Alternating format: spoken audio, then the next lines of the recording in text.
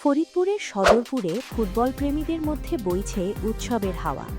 মাত্র এক সপ্তাহের ব্যবধানে বিশ্ব ফুটবলের দুই চিরপ্রতিদ্বন্দ্বী ব্রাজিল ও আর্জেন্টিনার সমর্থকদের দুটি বিশাল ও বর্ণাঢ্য র্যালি পুরো উপজেলাকে ফুটবল উন্মাদনায় ভাসিয়ে দিয়েছে। ফরিদপুরের সদরপুর উপজেলায় এখন কেবলই ফুটবল উন্মাদনা। ল্যাটিন আমেরিকার দুই পরাশক্তি ব্রাজিল ও আর্জেন্টিনার সমর্থকদের পাল্টাপাল্টি র্যালিতে পুরো এলাকা জুড়ে উৎসবমুখর পরিবেশ সৃষ্টি হয়েছে। গত ১৯ জুন প্রথম ধাপের রাজপথ কাঁপায় ব্রাজিল সমর্থকরা। সবুজ হলুদ জার্সি, পতাকা, ব্যানার আর বাদ্যযন্ত্রের তালে তালে মুখরিত হয়ে ওঠে সদরপুরের সড়কগুলো। এর ঠিক এক সপ্তাহ পর ২৬ জুন নীল সাদা রঙের রাজপথ রাঙায় আর্জেন্টিনার সমর্থকরা। বিশাল আকৃতির ব্যানার, চোখ ধাঁধানো সাজসজ্জা আর তরুণ ও কিশোরদের স্বতঃস্ফূর্ত অংশগ্রহণে সদরপুর যেন রূপ নেয় এক মহা উৎসবে।